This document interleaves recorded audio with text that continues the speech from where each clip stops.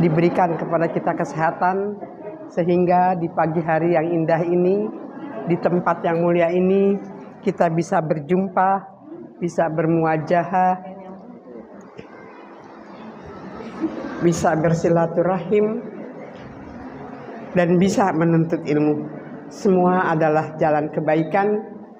Semoga menjadi catatan amal kebaikan kita yang akan memberatkan timbangan kebaikan kita di yaumil akhir nanti. Salawat dan salam semoga tercurah kepada seorang hamba Allah yang mulia, Nabi kita yang ummi, yang begitu tawadhu jiwanya, namun begitu luas ilmu pengetahuannya, bagaikan samudra yang tak pernah kering, dan namanya akan selalu disebut oleh berjuta-juta umat manusia di seluruh dunia hingga akhir masa nanti. Nabi kita yang ummi itu ialah Nabi kita, Nabi Yuna Muhammad sallallahu alaihi wasallam. Ibu, kita akan masuk pada kajian kita tafsir surat Al-Waqiah. Silahkan Ibu baca dulu bergantian.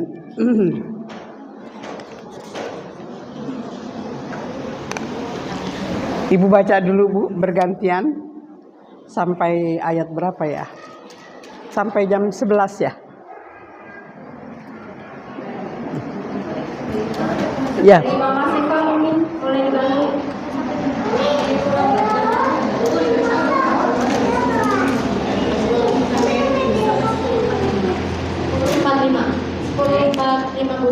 Sepuluh empat lima. Ya, sampai ayat 36.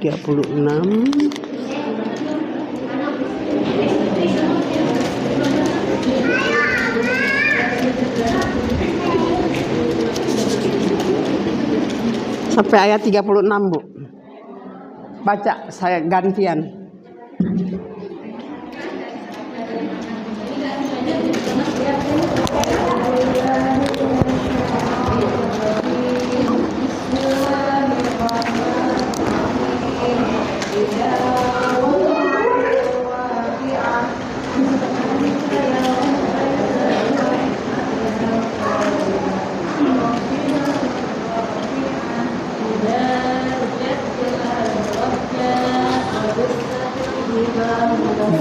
Gantian Bu, udah gantian.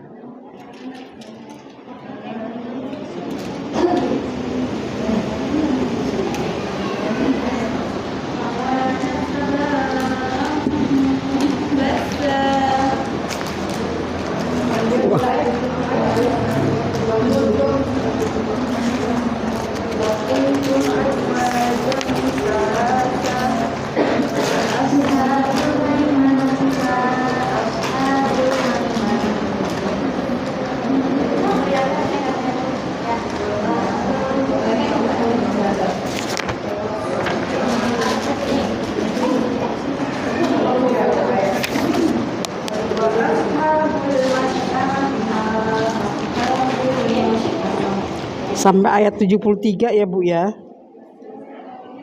74.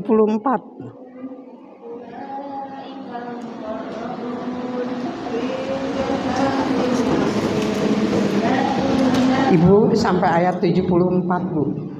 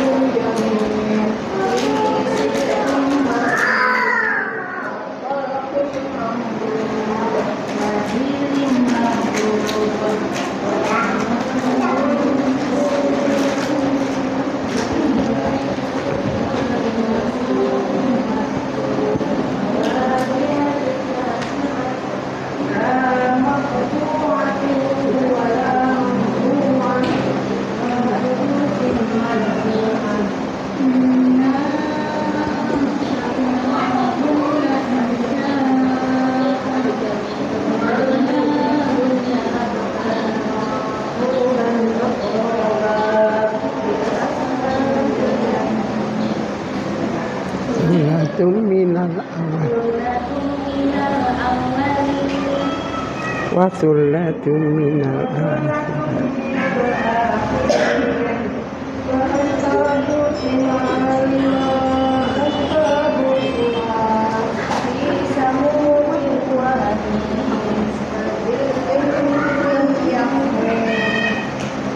La abaridin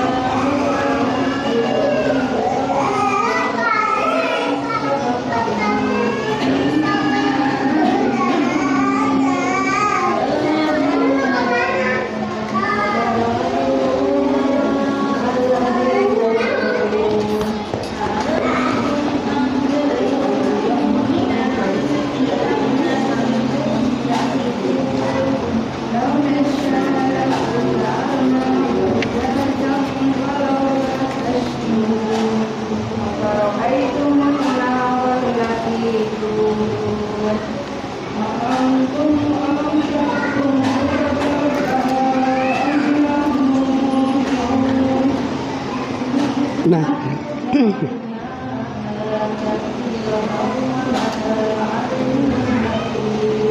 ya, iya, sudah cukup, udah. Shadaqallahul azim. Ya.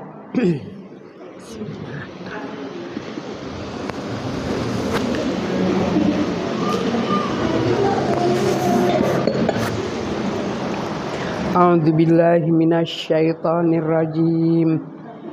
Bismillahirrahmanirrahim. A'udzu billahi minasyaitonir rajim. Bismillahirrahmanirrahim.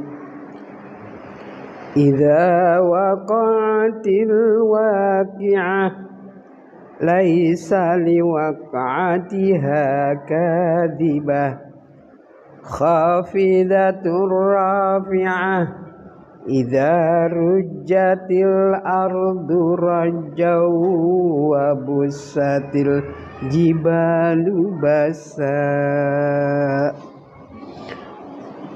Apabila terjadi hari kiamat, Jadi waqiah itu sama dengan hari kiamat. Terjadinya tidak dapat didustakan atau disangkal. Kejadian itu merendahkan satu golongan dan meninggikan golongan yang lain. Apabila bumi diguncangkan sedahsyat-dahsyatnya dan gunung-gunung dihancur luluhkan sehancur-hancurnya. Ya, jadi apabila datang hari kiamat, terjadinya tidak dapat disangkal, tidak dapat didustakan. Hari kiamat itu pasti terjadi, tapi kita tidak tahu kapan terjadinya. Yang jelas akan terjadi pada hari Jumat. Kejadian itu merendahkan satu golongan dan meninggikan satu golongan. Dengan adanya kiamat itu nanti terbukti ada golongan yang direndahkan dan ada golongan yang ditinggikan. Tentunya yang direndahkan yaitu orang-orang kafir, orang-orang yang tidak percaya terhadap ayat-ayat Allah, orang-orang yang mengingkari adanya kebenaran hari kiamat itu sendiri. Dan orang yang ditinggikan derajatnya adalah orang-orang yang soleh, yang percaya kepada ayat-ayatnya Allah dan yang mengamalkannya. Dia beribadah dengan khusyuk. Dia beribadah tidak asal beribadah. Dia beribadah sesuai yang dicontohkan Nabi. Kata Nabi, "Shallu kama ra'aitumuni usolli." Salatlah kamu sebagaimana kamu melihat aku salat. Jadi apa yang dilakukan Nabi benar-benar diikutinya. Salat yang diterima, amal ibadah kita yang diterima adalah satu, kita niat ikhlas. Kedua, kita muttabi atau ittiba. Muttabi artinya orang yang mengikuti apa-apa yang dicontohkan oleh Rasulullah Sallallahu Alaihi Wasallam. Jadi kalau Nabi sholatnya seperti itu, ya seperti itu, enggak ditambah, enggak dikurangi. Ya, kita memang masih ada perbedaan antara ahlu sunnah wal jamaah dengan yang bukan ahlu sunnah wal jamaah. Ahlu sunnah wal jamaah orang-orang yang mengikuti apa yang dilakukan Nabi.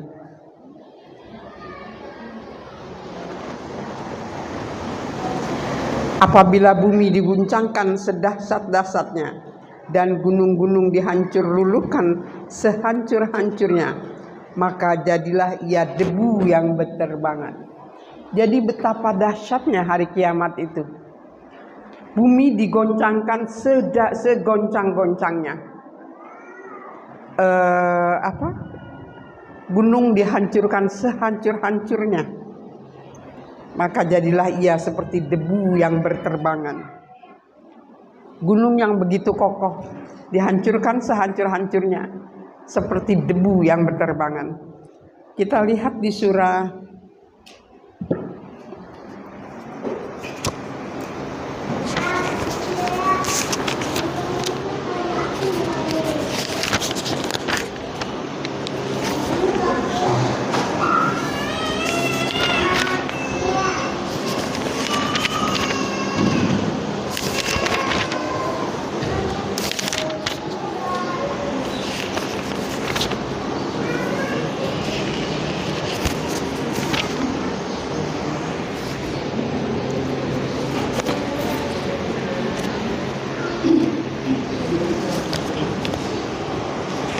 kita lihat di surah At-Takwir ya.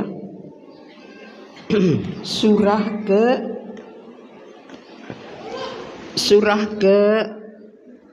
At-Takwir surah ke-81. Coba Ibu baca ayat 1 sampai ayat 6. Siapa yang baca silahkan.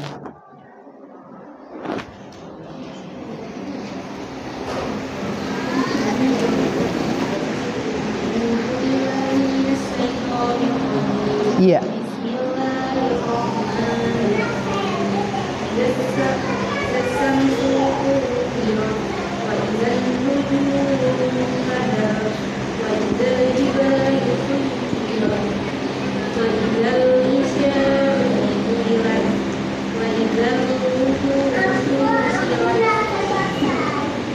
Wa idal.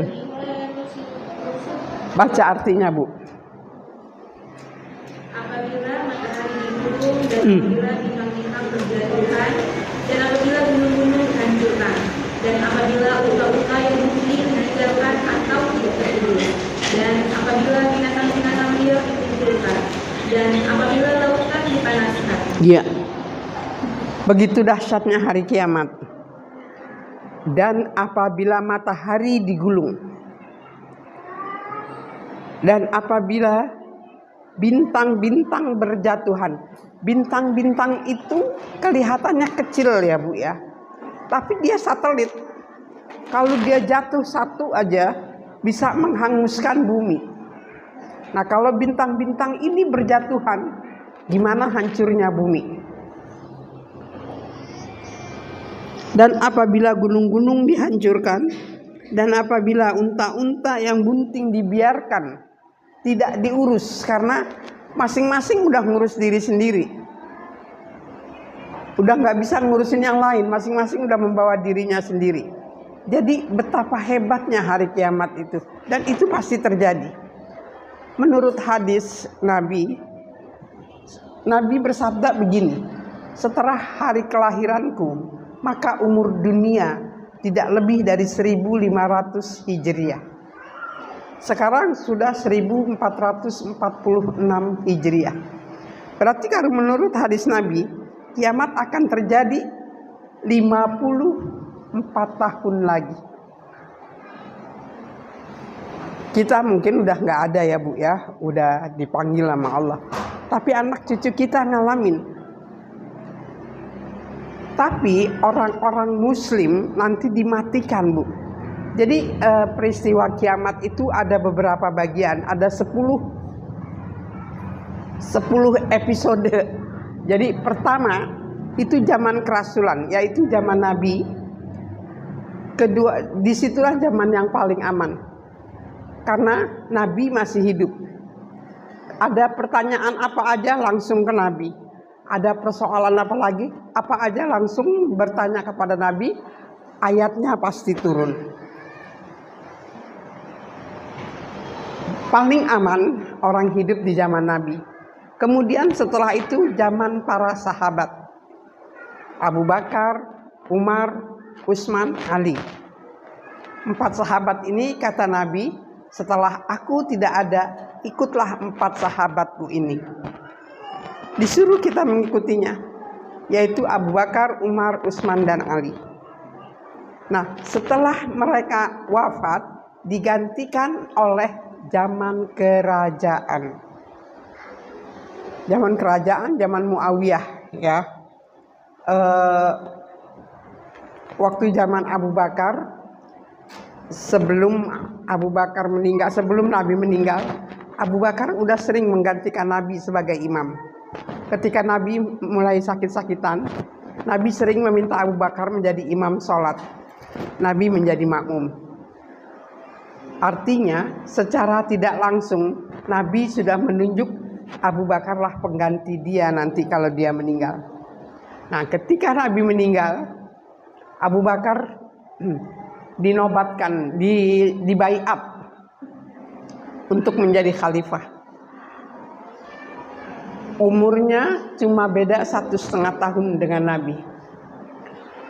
Abu Bakar ini mengikuti apa yang persis dilakukan Nabi. Dia tidak mau berubah sedikit pun. Sampai Umar bin Khattab meminta kepada Abu Bakar agar Al-Quran dikumpulkan. Karena banyak penghafal-penghafal Al-Quran yang sudah meninggal. Nanti kalau tidak dikumpulkan bagaimana jadinya? Apa jawab Abu Bakar? Apakah kamu mau melawan apa yang sudah digariskan Nabi? Nabi tidak mencontohkan yang sedemikian. Itulah makanya Abu Bakar disebut As-Siddiq oleh Nabi.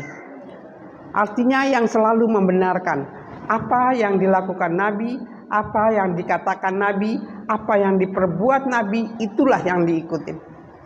Tapi Umar pun mempunyai julukan yang lebih hebat lagi, yaitu Al-Faruq, yang bisa membedakan yang mana yang hak, yang mana yang batil.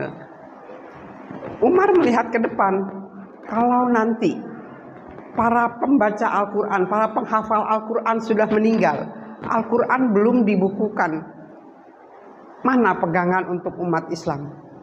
Tapi dia nggak mau melawan Abu Bakar, diikutin nggak Abu Bakar.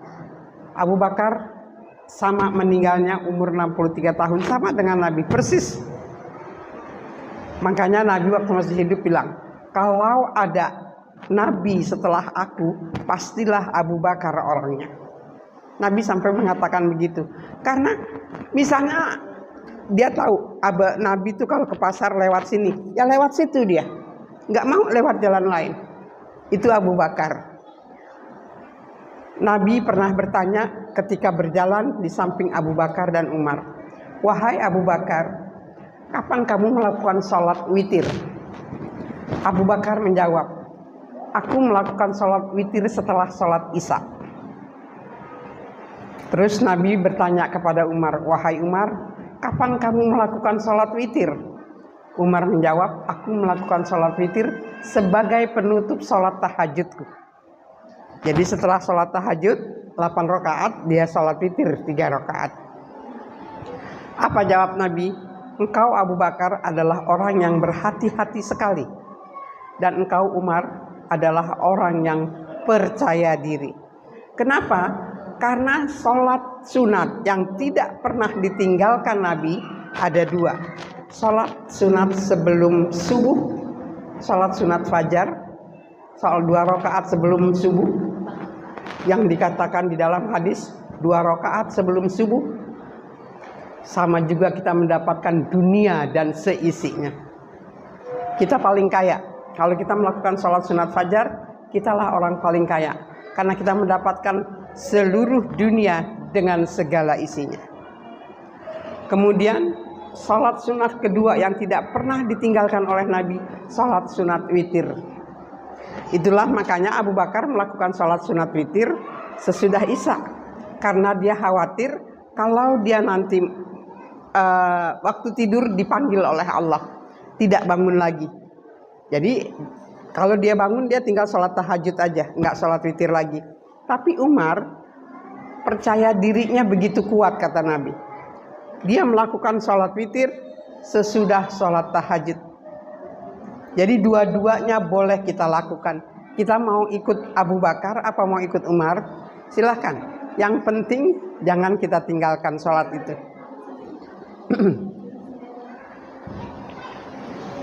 Kita balik lagi ya.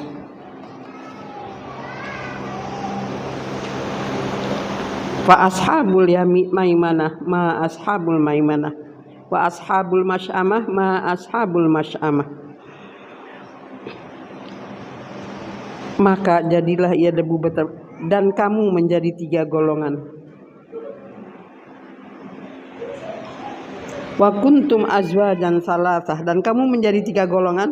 Fa ashabul maimanah, golongan yang pertama adalah golongan kanan, dan golongan yang kedua yaitu golongan kiri. Alangkah sengsaranya golongan kiri ini. Yang dimaksud golongan kanan yaitu orang-orang yang beramal soleh, orang-orang yang menjalankan perintah agamanya dengan baik. Sedangkan fa ashabus shimal yaitu orang-orang yang golongan kiri adalah orang-orang yang mengingkari, yang tidak melakukan amal-amal soleh. Dan orang-orang yang paling dahulu beriman, merekalah yang paling dahulu masuk surga. Ayat 10. Wasabiquna sabiqun, orang-orang yang pertama dahulu yang beriman, merekalah yang masuk surga lebih dahulu. Ulaikal muqarrabun, mereka itulah orang-orang yang dekat kepada Allah. Fi jannatin na'im, berada di dalam surga kenikmatan. Jadi wasabiqun nasabiqun, orang-orang yang terdahulu, yang mereka beriman, melaksanakan segala perintah Allah, mereka itulah yang berada di Jannatul Naim. Mereka mendapat tempat di Jannatul Naim. Ulaikal muqarrabun, mereka itulah yang dekat kepada Allah, berada dalam surga yang penuh kenikmatan. Jannatul Naim itu artinya surga yang penuh kenikmatan. Jadi Ibu, dengan adanya kiamat akan ada dua golongan. Golongan yang direndahkan oleh Allah dan golongan yang ditinggikan. Golongan yang ditinggikan adalah orang-orang yang beriman. Yang lebih dahulu beriman, dialah yang lebih dahulu masuk surga. Dialah yang dekat dengan Allah dan dialah yang berada dalam surga yang penuh kenikmatan.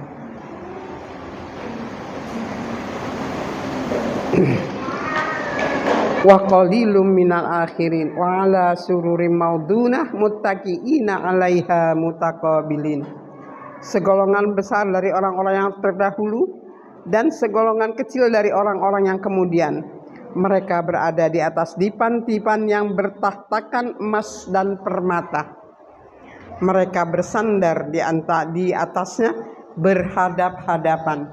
Jadi orang-orang terdahulu yang melakukan ibadah, yang masuk surga lebih dahulu, yang tanpa yang dekat dengan Allah, mereka berada di atas di dalam surga yang penuh kenikmatan. Mereka duduk di atas dipan-dipan yang bertahtakan emas. Dipan itu ya, dipan tahu ya Bu ya, seperti tempat tidur yang dari ya seperti tempat tidur, tapi boleh juga seperti sofa gitu. Itu bertahtakan emas. Dipan-dipannya itu bertahtakan emas dan permata.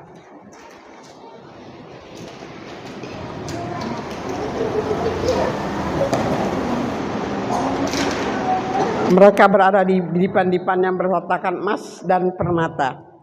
Mereka bersandar di atasnya berhadap-hadapan. Jadi kita bisa bayangkan, mereka berada di surga yang penuh kenikmatan. Mereka duduk di atas dipan-dipan yang bertahtakan emas dan permata, luar biasa. Dan mereka berhadap-hadapan. Duduk mereka berhadap-hadapan. Jadi saling berbicara, saling bergembira, saling bercanda dan sebagainya. Ya.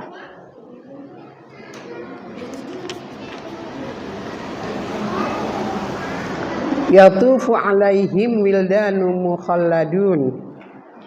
Mereka dikelilingi oleh anak-anak muda yang tetap muda. Ini untuk ibu-ibu. Di surga nanti kita dikelilingi oleh anak muda yang tetap mudanya. Berkisar umur 30 tahun. Seperti umurnya Nabi Isa. Nabi Isa wafat ketika umur 33 tahun. Sedang gagah-gagahnya dia sebagai seorang laki-laki. Nah, kita nanti wanita-wanita yang beriman yang masuk surga Jannatul Naim, kita dikelilingi pemuda-pemuda yang tetap mudanya. Bi aqwabi wa abarik, dengan membawa gelas cerek dan seloki, piala berisi minuman yang diambil dari air yang mengalir. Pemuda-pemuda itu membawakan kita cerek, membawakan kita air seloki dari air yang ada di surga. Jadi betapa bahagianya kita. Kita nggak bersama suami kita Bu, karena mungkin amalnya nggak sama ya. Surganya nggak sama. Mungkin suami di surga di Jannatul Aden, di surga Aden, kita berada di surga Naim. Tapi kita dikelilingi oleh pemuda-pemuda yang tetap muda, yang membawakan kita cerek dan minuman. Kita dilayani oleh mereka.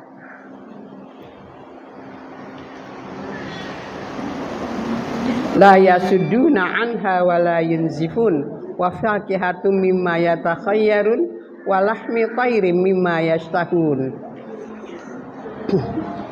Mereka tidak pernah pening karenanya dan tidak pernah mabuk, dan buah-buahan apapun yang mereka pilih dan daging burung apapun yang mereka inginkan. Jadi di surga itu kita mendapat minuman yang tidak memabukkan, yang tidak membuat kita pening. Di sana ada khamar. Kalau di dunia kita dilarang minum khamar, di sana ada sungai yang airnya itu dari khamar, tapi tidak memabukkan. Ketika kita minum, tidak memabukkan dan tidak membuat kita pening.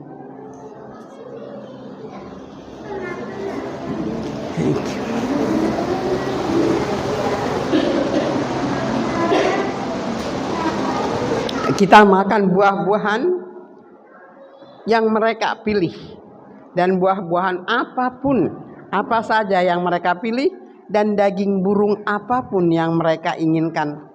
Dan ada bidadari-bidadari yang bermata indah. Lah ini untuk para bapak. Para bapak yang di surga ditemanin bidadari-bidadari yang bermata indah. Jadi apa? Ibu udah nggak keingetan bapak karena kita juga udah ditemanin laki-laki yang tetap mudanya. Si bapak juga udah nggak ingat ibu karena ada bidadari-bidadari yang menemani dia yang bermata indah. Jadi udah nggak ada rasa cemburu ya Bu ya.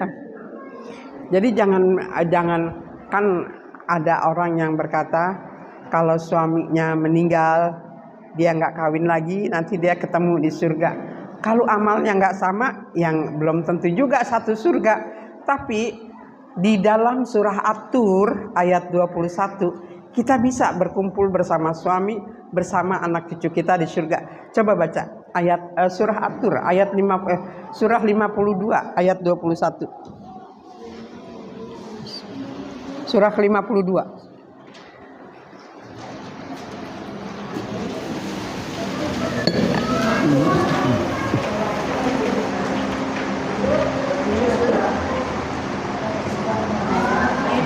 Baca artinya aja, ayat 21, surahnya ke-52.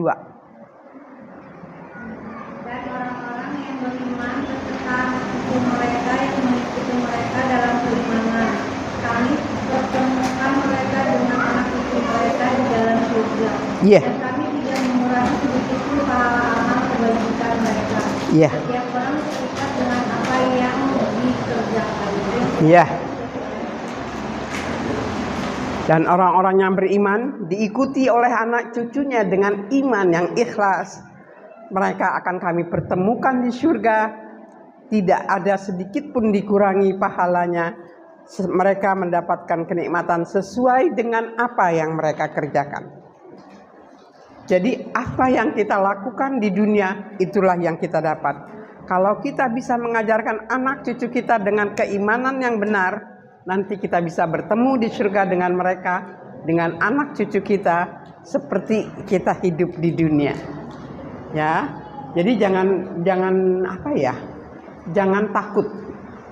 Jangan berpikir negatif kepada Allah.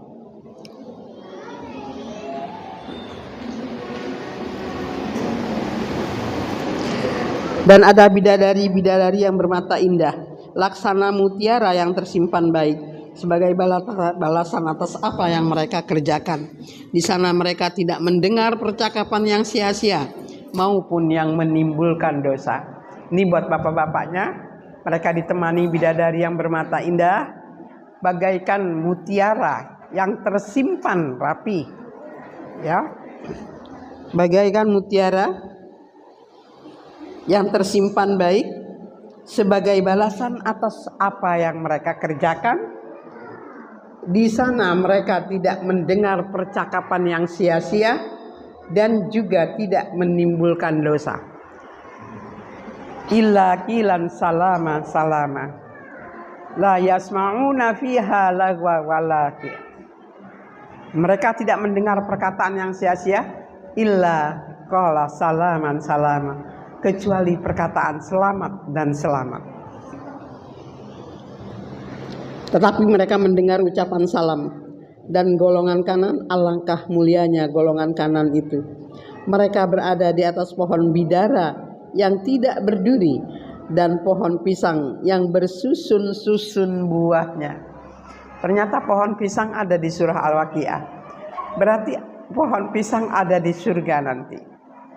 Makanya Bu, pisang itu ternyata banyak sekali manfaatnya buat tubuh kita.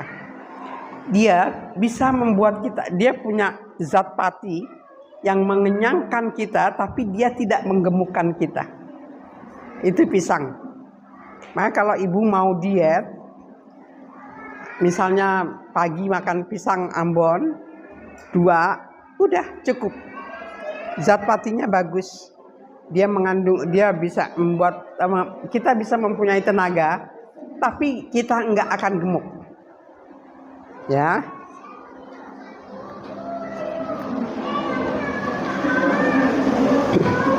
Pohon pisang yang bersusun-susun buahnya, dan naungan yang terbentang luas, dan air yang mengalir terus-menerus, dan buah-buahan yang banyak. Jadi kita di surga itu mau buah apa aja ada, air mengalir terus-menerus, dan buah-buahan yang banyak. Jadi buah apa aja, mau buah delima, mau buah tin, mau buah zaitun, yang enggak ada di Indonesia ada di sana. Yang ada di Indonesia juga ada di sana. Beruntunglah kalau kita masuk ke surga. Kita nggak bisa membayangkan kenikmatan yang terdapat di surga itu. Nggak bisa kita bayangkan. Nggak ada yang sama dengan dunia.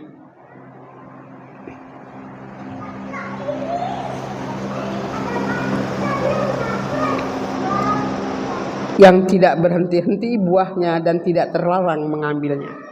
Jadi buah-buahan itu terus berbuah dan kita tidak terlarang untuk mengambilnya. Menurut hikayat, kalau kita mau, misalnya kita menginginkan, saya kepingin anggur, datang anggur itu kepada kita. Saya kepingin kurma, datang kurma itu kepada kita. Begitu nikmatnya di surga. Apa yang kita inginkan datang. Nggak perlu kita mengambilnya.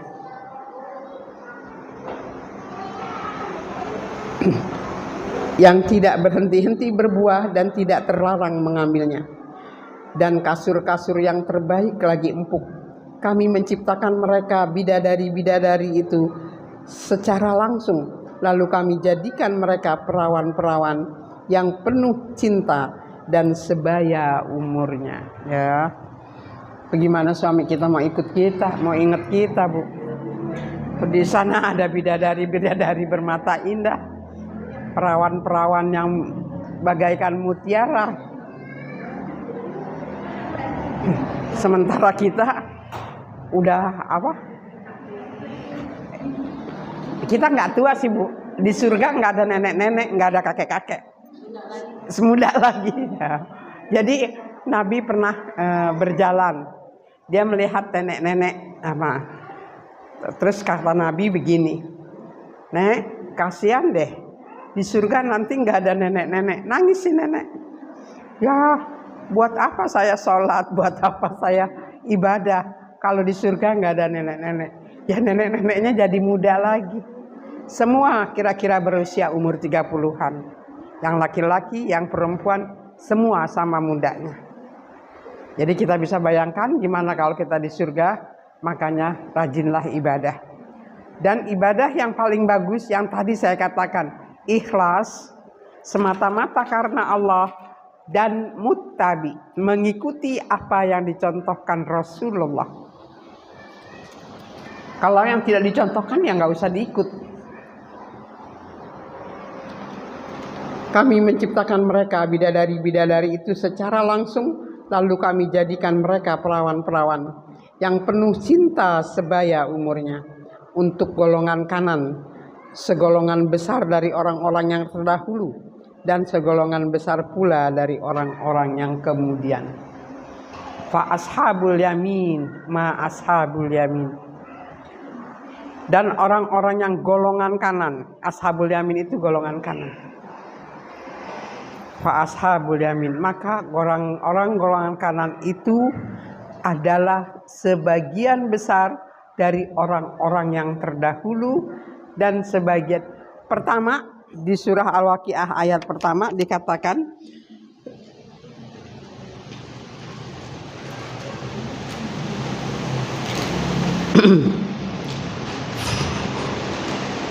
Wasabiquna sabiqun ulaikal muqarrabin fi jannatin na'im tsulatum minal awalin wa qalilum minal akhirin. Mereka berada di surga Naim, sebagian besar adalah dari orang-orang yang terdahulu dan sebagian kecil dari orang-orang yang belakangan. Tapi di tengah-tengah surah Al-Waqiah Allah mengatakan bahwa sebagian besar dari golongan orang-orang terdahulu dan sebagian besar juga terdiri dari orang-orang yang datang kemudian. Jadi orang-orang yang belakangan juga banyak yang masuk surga, yang amal ibadahnya diterima oleh Allah dan mereka juga beribadah sesuai dengan yang dimintakan oleh Allah. Wa ashabil yamin ma ashabul yamin fi sidrim mahdud 38 untuk golongan kanan. Fa ashabul yamin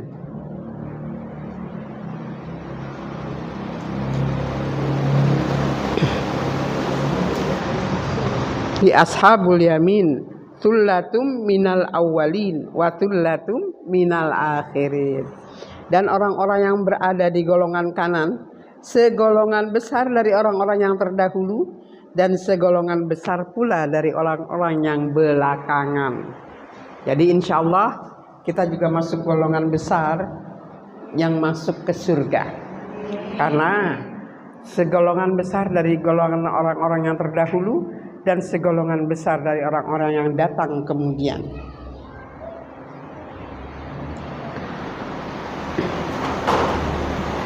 Wa ashabus shimal ma ashabus shimal fi samumi wa hamim wa dhillim yahmum la abaridi wala karim.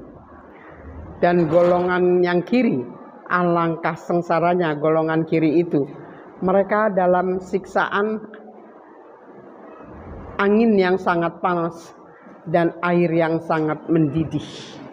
Jadi orang-orang yang berada di golongan kiri mereka sengsara dengan azab yang diberikan Allah. Mereka dikelilingi, diserang angin yang panas.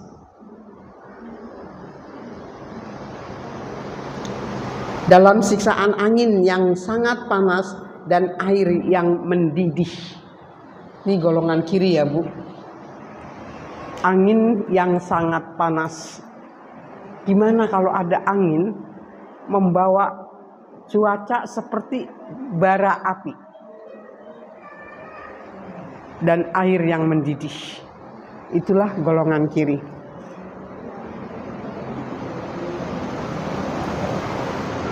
Dan naungan asap yang hitam, tidak sejuk dan tidak menyenangkan. Sesungguhnya mereka sebelum itu hidup bermewah-mewah. Mereka yang berada di golongan kiri, dulu waktu di dunia dia bermewah-mewah. Tapi dia tidak bersyukur dengan kemewahannya. Bermewah-mewah, hidup bermegah-megah, rumah mewah di mana-mana, mobil mewah berapa banyak, semua dia kuasai, tapi dia tidak bersyukur kepada yang memberi.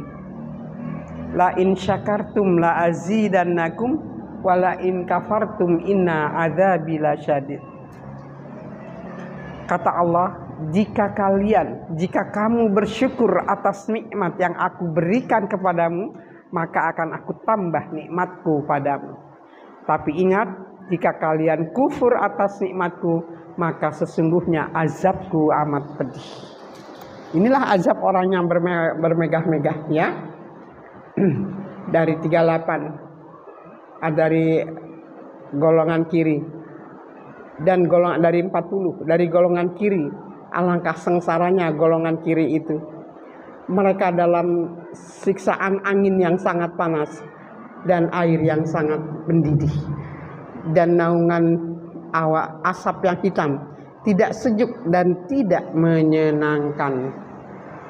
Nah, mereka dahulunya waktu di dunia hidup bermegah-megahan. Jadi jangan kita iri kepada orang yang hidupnya mewah, karena untuk apa kalau dia masuk golongan kiri? Ya syukur-syukur kalau dia hidupnya mewah tapi dia masuk golongan kanan, luar biasa. Dunia akhirat dia senang. Semua kepengennya begitu. Tapi godaan dunia itu amat kuat. Kalau kita punya kemewahan, biasanya kita lupa diri. Sikap kita agak sombong, cara bicara kita juga tinggi. Jadinya akhirnya yang kita dapat adalah kita masuk golongan kiri.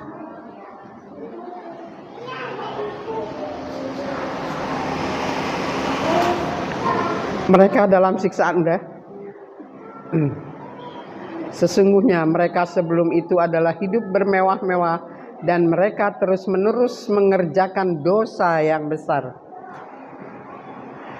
Dan mereka berkata, apabila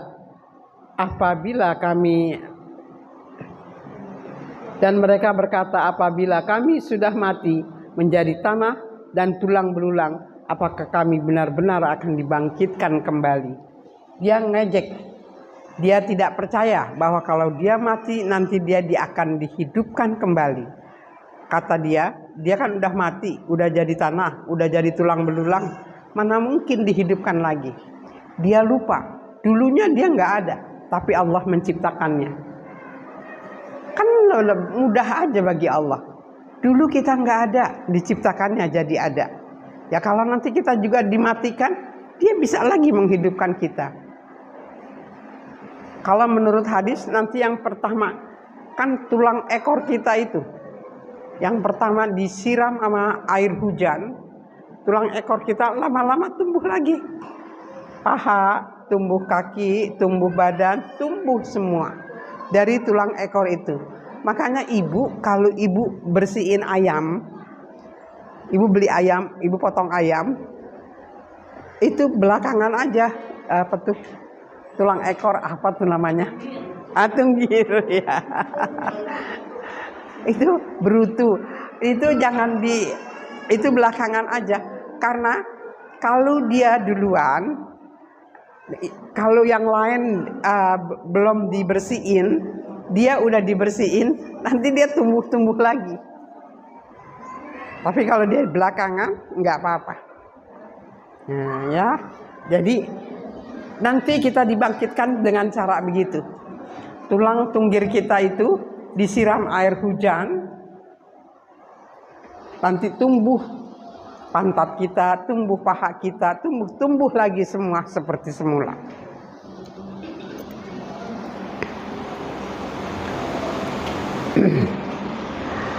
Mereka terus-menerus mengerjakan dosa-dosa besar.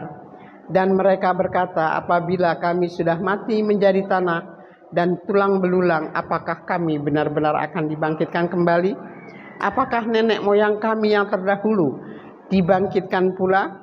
Katakanlah, iya, sesungguhnya orang-orang yang terdahulu dan yang kemudian pasti semua akan dikumpulkan pada waktu tertentu, pada hari yang sudah dimaklumi.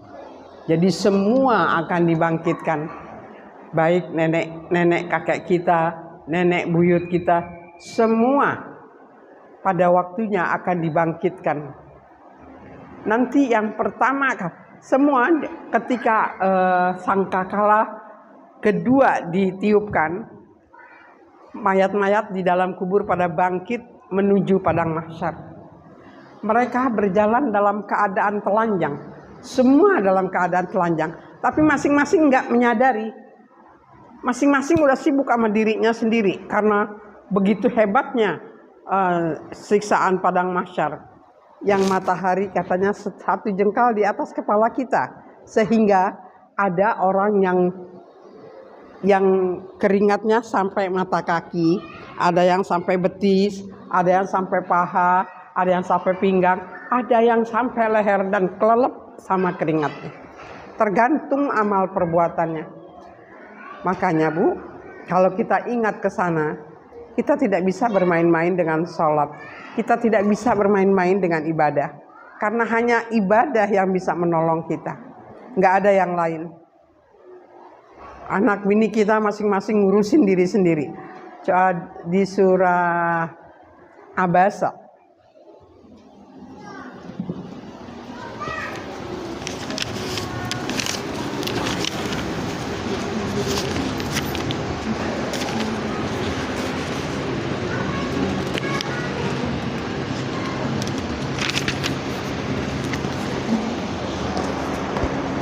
Ya, di surah Abasa Bu.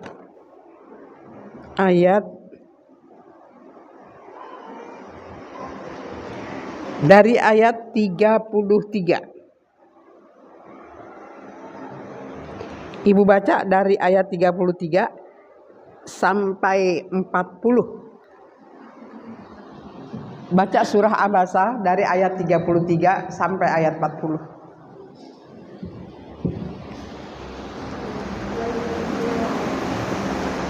Maka apabila datang suara yang mengumpulkan tiupan sangkakala yang kedua, pada hari itu manusia lari dari saudaranya, dan dari ibu dan bapaknya, dan dari istri dan anak-anaknya. Sampai 42 ya Bu. Dari mereka pada hari itu mempunyai urusan yang menyibukkan mereka. Pada hari itu ada wajah-wajah yang berseri-seri, ketawa dan gembira. Iya. Dan pada hari itu ada pula wajah-wajah yang tertutup-tutup. Iya. Tertutup oleh kegelapan, ditimpa kehinaan dan kesusahan. Iya. Mereka itulah orang-orang kafir yang dosa. Iya. Ya. Di surah Abasa Allah berfirman, maka apabila datang suara yang memekakan tiupan sangkakala yang kedua. Tiupan sangkakala pertama kan dunia runtuh, kiamat. Bergoncang segoncang-goncangnya. Gunung-gunung berterbangan semua. Matahari digulung. Ombak dipanaskan dan sebagainya macam. Nah, ketika sudah habis semua, sangkakala kedua ditiup, yang di dalam kubur pada bangkit. Semua pada bangkit, berjalan menuju padang mahsyar. Dalam keadaan telanjang bulat, tapi mereka masing-masing nggak menyadari. Karena seperti dikatakan di dalam, maka apabila datang suara yang memekakan tiupan sangkakala yang kedua, pada hari itu manusia lari dari saudaranya. Dia nggak berpikir ibunya, bapaknya, nggak dia pikirin. Lari dari, pada hari itu manusia lari dari saudaranya, dari ibu dan bapaknya, dari istri dan anak-anaknya. Setiap orang dari mereka pada hari itu mempunyai urusan yang menyibukkannya. Masing-masing sibuk sama dirinya sendiri. Ngurusin diri sendiri aja udah bingung gimana bisa inget sama saudara. Emak bapak kita nggak inget. Ya. Pada hari itu ada wajah yang berseri-seri. Tapi ada wajah yang berseri-seri. Mereka tertawa dan gembira. Dan pada hari itu pula ada wajah-wajah yang tertutup debu, suram. Tertutup oleh kegelapan, ditimpa kehinaan yang tidak berkesudahan. Nah, walaupun kita lari dari ibu bapak kita, dari saudara-saudara kita, tapi kalau amal ibadah kita bagus, kita termasuk orang yang datang berseri-seri, tertawa dan gembira. Mudah-mudahan itu kita. Ya. Biar yang lain pada lari ke sana ke sini sibuk dengan urusannya sendiri, tapi kita bisa ketawa dan gembira. Dan pada hari itu ada wajah yang bermuram durja, ditutup debu, tertutup debu, wajah yang tertutup debu dan suram. tertutup oleh kegelapan, ditimpa kehinaan dan kesusahan. Mereka itulah orang-orang yang kafir dan durhaka. Mudah-mudahan kita nggak termasuk yang demikian ya Bu ya. Kita dibimbing Allah, kita istiqomah, kita mati husnul khotimah. Amin.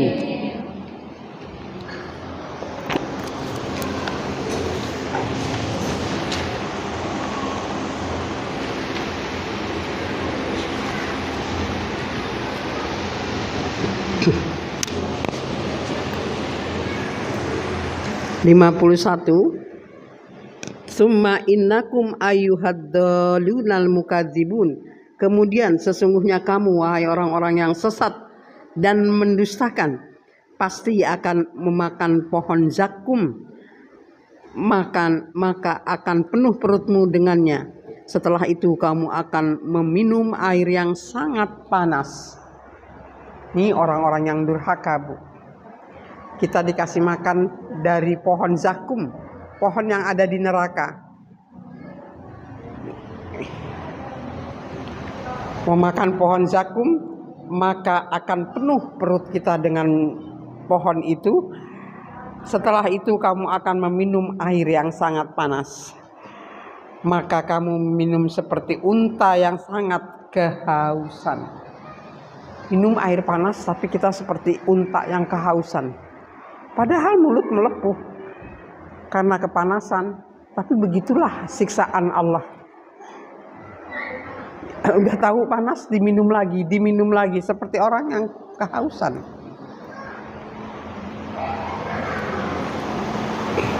Maka kamu minum seperti unta yang sangat haus minum. Itulah hidangan untuk mereka pada hari pembalasan. Kami telah menciptakan kamu.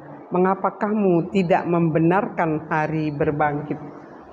Kita diciptakan Allah, tapi kenapa kita tidak membenarkan akan adanya hari kiamat? Kita lalai dengan adanya hari kiamat. Kita tenang-tenang saja. Memang kehidupan dunia ini melalaikan.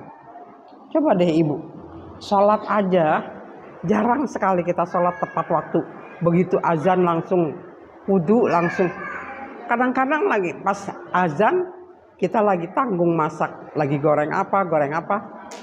Kalau ibu-ibu yang benar-benar patuh, dimatiin dulu itu kompor. Dia wudhu dulu, dia sholat dulu. Saya punya teman ada yang begitu Bu. Benar-benar dia tepat waktu, saya kalah. Kalaupun dia lagi masak, lagi ngapain, begitu azan, zuhur misalnya, dia matiin itu. Langsung wudhu, langsung sholat. Udah gitu orangnya nggak ada suara, maksudnya nggak pernah ngomongin orang. Baik bener. Ya Allah, sampai puasa Nabi Daud sama suaminya sama anaknya yang kecil 9 bulan puasa Nabi Daud. Saya belum pernah puasa Nabi Daud. Yang sehari puasa, sehari enggak. Kalau Ayamul Bid saya puasa, kalau Senin Kemis saya puasa. Tapi puasa Nabi Daud saya belum pernah coba. Teman saya itu luar biasa. Tapi begitu dia, ya itu ya manusia banyak kekurangan. Apa sih ada kekurangan? Begitu suaminya kena stroke, dia harus ngurusin suaminya bertahunan. Dia nangis sama saya. Dia bilang, capek saya ngurusin suami. Emang orang kalau sakit kan rewel ya. Tuh diuji kesabarannya, ternyata dia mengeluh juga. Padahal puasa Nabi Daudnya, puasa ibadahnya tepat waktu. Pokoknya mulutnya nggak ada suara, nggak ada pernah ngejelekin orang, nyeritain orang, nggak pernah. Diuji sama Allah kesabarannya, terus ternyata dia kurang sabar. Terus saya ingatin, ini ujian ibu buat kesabaran ibu. Ibu udah diuji dengan ibadah, ibu bagus ibadahnya. Ibu udah diuji dengan mulut ibu tidak bersuara, itu udah bagus. Sekarang ibu diuji dengan kesabaran, ibu harus lulus. Nah, di situ dia sadar bahwa ujian Allah itu banyak macamnya.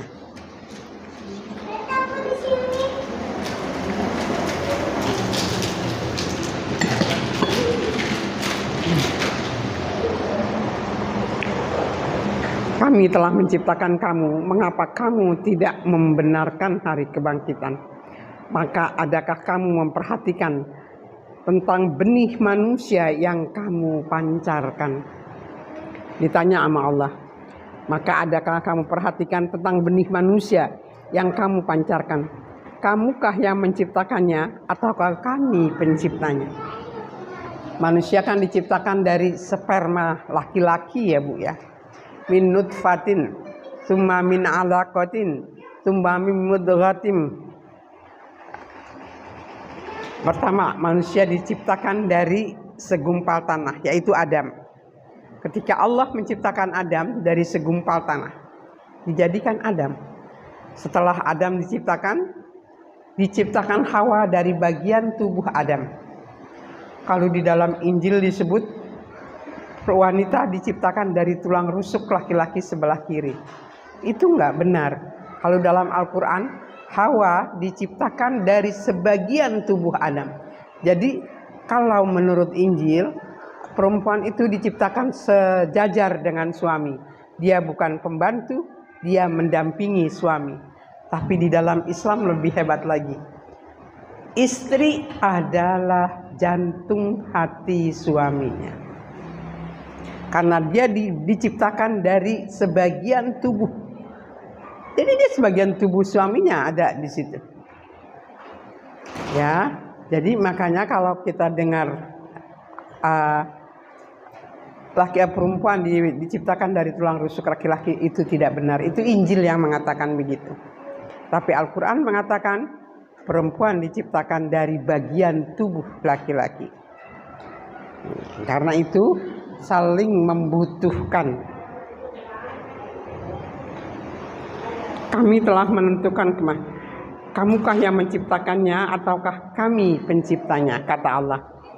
Walaupun hubungan suami istri itu terjadi untuk terjadinya kehamilan terjadi dari hubungan suami istri, dari setetes air mani kemudian menjadi segumpal darah.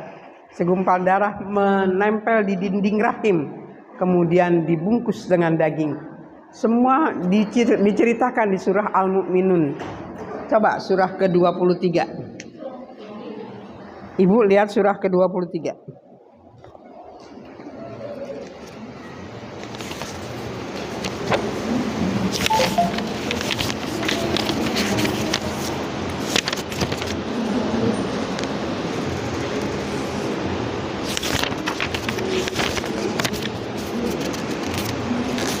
Ayatnya 14. Tsumma ja'ala nutfatan walaqad khalaqnal insana min sulalatin min tin. Dari ayat 12 Bu baca sampai ayat 14. Dari ayat 12 sampai ayat 14 Al-Mu'minun. Bagaimana Allah menciptakan manusia? Yang kencang ya suaranya.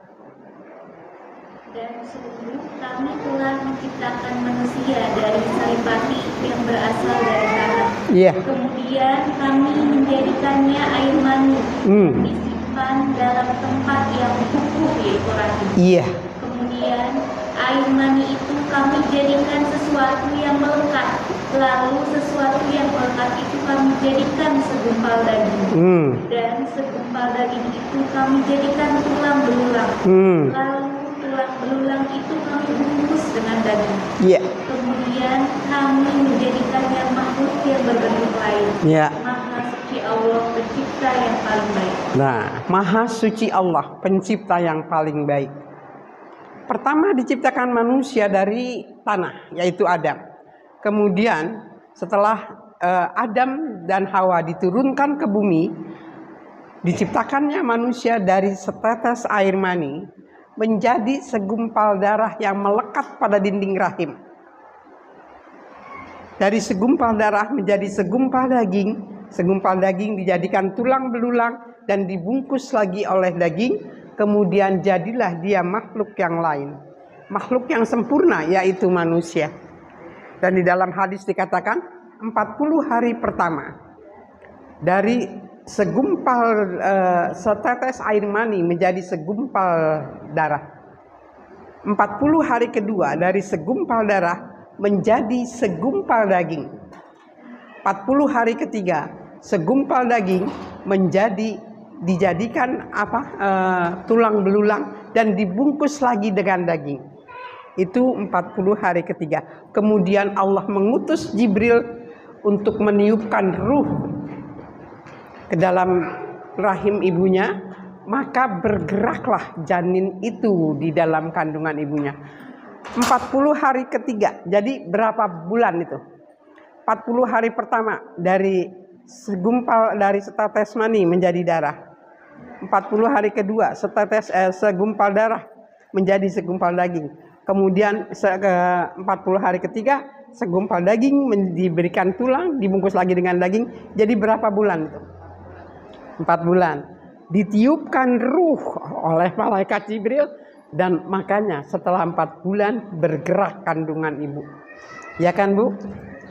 Jadi ilmu kedokteran itu bukan dari barat, tapi dari Al-Quran. Dari mana dokter tahu bahwa umur kandungan sudah 4 bulan? Dari pergerakan anak di dalam kandungan. Karena sudah 3 kali 40 hari ditiupkan ruh oleh malaikat. Kenapa kita seolah-olah ilmu itu semua dari barat? Padahal semua ilmu ada dalam Al-Quran. Nabi dan para sahabat tidak sekolah SD, SMP, SMA, mahasiswa, nggak ada. Sekarang aja baru ada itu. Tapi mereka tahu semua ilmu. Ilmu peperangan, ilmu semua tahu. Dari mana? Dari Al-Quran. Ilmu kedokteran dari Al-Quran. Ilmu Al-Jabar, namanya aja udah Al-Jabar. Nggak mungkin dari barat. Itu dari Al-Quran. Kenapa semua berkiblat ke barat? Karena waktu perang salib pertama, Islam dikalahkan. Satu kelompok umat Islam yang sedang berperang. Mereka sholat di Masjid Cordoba. 750 orang dibantai semua, dimatikan oleh Udah. Ya, udah. Boleh dilanjut pertanyaan. Ya, udah habis ya. Kebetulan udah selesai juga. Ya. Saya habiskan ya.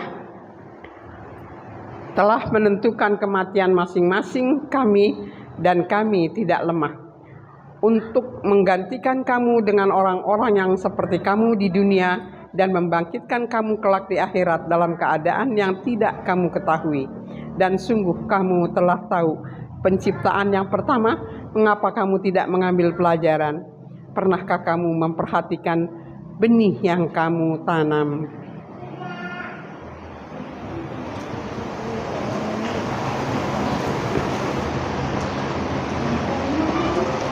Ya, Ibu, jadi kita sampai 64 dulu ya, Bu ya. Nanti minggu depan kita lanjutkan. Kalau ada yang ingin bertanya, silahkan.